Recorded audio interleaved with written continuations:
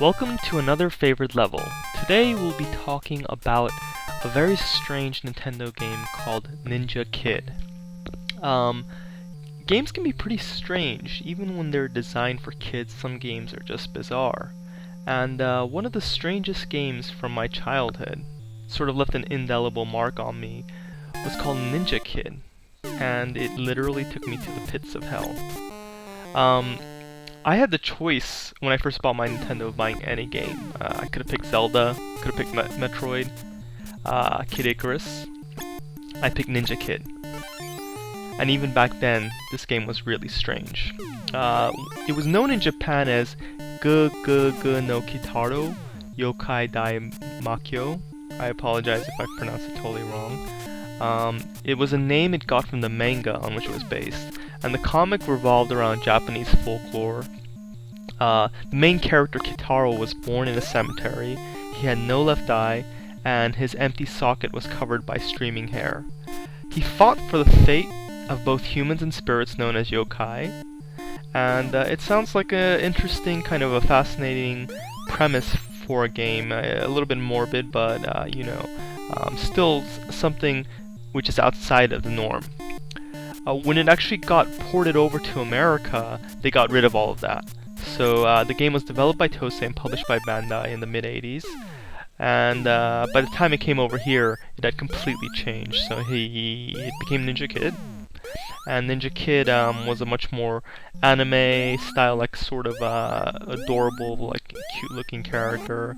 And the original that was missing his eye was pretty much nowhere to be seen.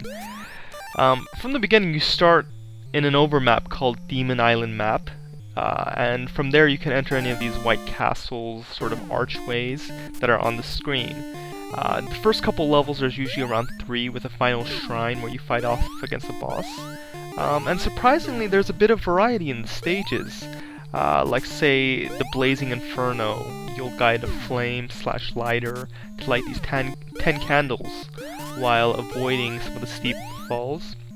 Some of the other varieties you have, there's areas where you have to swallow or absorb 10 demon spirits while rushing through a field or a graveyard.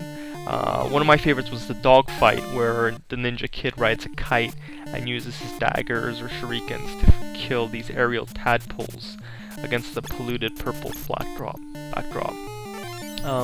Most of the levels have you killing 10 targets, and depending on how fast you do it, the levels can either be very easy or excruciatingly difficult. Another thing that adds to the difficulty is there are no continues, and pretty much if you die you have to start all over. The objective is to find these magic scrolls which will permit entry into the temple. They're scattered randomly throughout the levels and descend in the middle of the stages. You can also gain a flute when you've achieved 9 of the 10 objectives. And what this will let Ninja Kid do is it'll let him summon these kind of creatures, including a Pegasus, an eagle, and a mirror lady. They do a couple things, like they can ward off the boss attacks or hold the demon in place and make the boss fights much easier. According to the manual, the ultimate objective is to defeat the giant demon ruler of Demon Island and save the world. It's called the Challenge of Shangri-La in brief. There's a couple sub-weapons that grant Ninja Kid additional powers like invincibility and fire flames. The power-ups don't make up for the fact that the controls feel loose and Ninja Kid can feel like he is floating at times. When he starts running full speed, he can also outrun the side-scrolling and crash to enemies off-screen, which will kill him with one hit. And here's the sad thing, I never could beat this game. I played it endlessly, and as a kid, you don't ever think to yourself, oh, there's such a thing as a bad game. I mean, all games, someone developed it, they're on sale, it has to be a good game. And I knew once I got this game, it was pretty much the only game I was going to have. I mean, Super Mario came with the Nintendo, but aside from that, Ninja Kid was it. And so I just played it like crazy. I just kept on trying over and over. If I died, I would just start it up again. And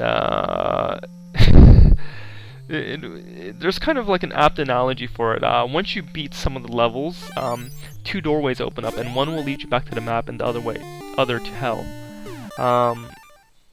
Pretty much, it's a matter of luck, and depending on which one you pick, you'll descend down this huge tower, right? And there's like this weird face at the top of it, and it'll hurtle down enemies and fire projectiles at you, and you have to pretty much climb all the way back up and destroy that thing. And the thing is, even if you defeat it, there's no real prize, and it happens in almost every stage. So no matter how many you beat, they'll always be there.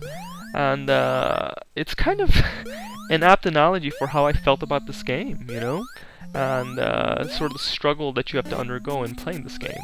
Now, it's not necessarily that the game is bad. There are a lot of really cool things about it. Like, the enemy designs were very bizarre and very strange, but also very unique.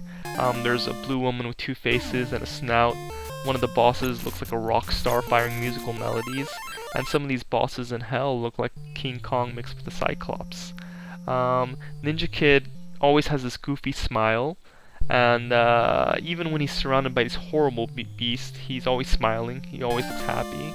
I always like the animation, because right when he dies, there's a dramatic drop with his feet just like going in the air and his hips just face towards you. And then there's that death chime, dee dee dee dee dee, and man, it just grated on my ears. While the game lacked polish, it had an artistic flair that was macabre and unlike any other. There were lots of distinctive stages, and even if the objectives were recycled, there was enough variety where it made you feel like you were actually going through different experiences in the game. But and considering this is one of like the first generation Nintendo titles, visually it was very interesting. I mean, next to it, I was playing like Duck Hunt or some of the other games. They're escaping me, like Gyromite and stuff like that. And I love those games, but I'm just saying visually Ninja Kid looked really good. The music wasn't great, but it could be catchy, I mean, I can still hum most of the songs. And it's funny, when I think about my childhood, Ninja Kid is disturbingly intertwined with memories of homework and frustration. So after I grew up, I actually went back, I've gone back to this game, and I found out that you actually can't finish the game. There is no ending. Which frustrated me even more. That's what it says on Wikipedia and a couple other sources. But I checked on YouTube, and according to YouTube user Dersmer, forgive me if I pronounced it wrong, if you use the proper combination of summons, there actually is an ending. So, I checked it out. I mean, it's been like, what, I don't even know how many years, it's been decades since I played it, couldn't beat it, kind of haunted me. And I was like, okay, what's the ending, let's see it. And, two doors pop up and it says the end.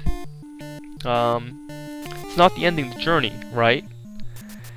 I just wish the journey could have been more fun.